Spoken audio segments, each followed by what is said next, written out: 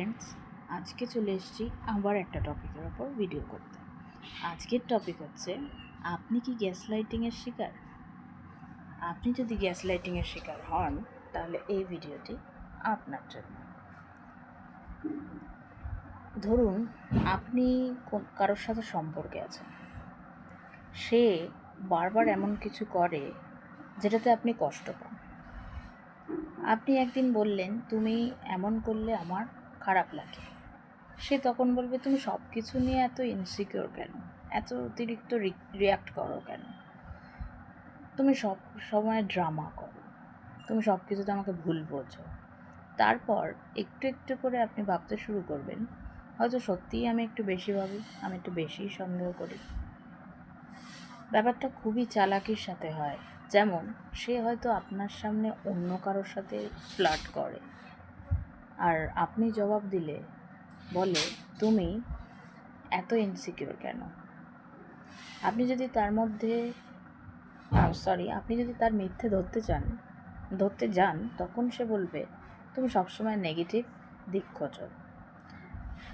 এইটাই gas lighting, যেখানে আপনার আবেগকে ছোট করে দেখা হয়, আপনার আত্মবিশ্বাসকে নষ্ট করে দেওয়া হয়, আর আপনাকেই আপনার দোষী বানানো হয়। ফলে আপনি ধীরে ধীরে নিজের অনুভূতি, বিশ্বাস, যুক্তি সব কিছুর উপর সন্দেহ করতে শুরু করে দেন।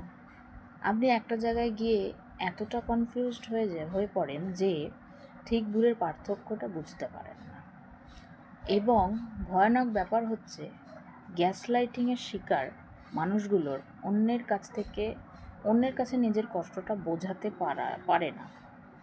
কারণ বাইরে থেকে ব্যাপারটা ছোটোখাটো ঝগড়া মনে হলেও এটা একটা মেন্টাল কন্ট্রোল স্ট্র্যাটেজি, যেটা অনেক টক্সিক পার্টনাররা করে থাকেন, ইউজ করে। তারা আপনাকে ধ্বংসের পথে চালিত করবে, কিন্তু আপনাকে এমন জায়গায় নিয়ে যাবে যেখানে আপনি নিজেকে নিজেই ধ্বংস করে দেবেন। তাই কারোর সাথে থাকলে যদি বারবার আপনার আবেগ অনুভূতিগুলোকে ছোট করা হয়, যদি সবসময় আপনাকে ভিলেন বানানো হয়, তাহলে সতর্ক হন। কারণ এই গ্যাস লাইটিংয়ের শিকার খুবই বাজে। গ্যাস লাইটিং থেকে বের না হলে একসময় আপনি নিজেই নিজেকে ধ্বংস করে ফেলবেন। তো এই ছিল আজকের টপিকের ওপর ভিডিও, গ্যাস লাইটিং।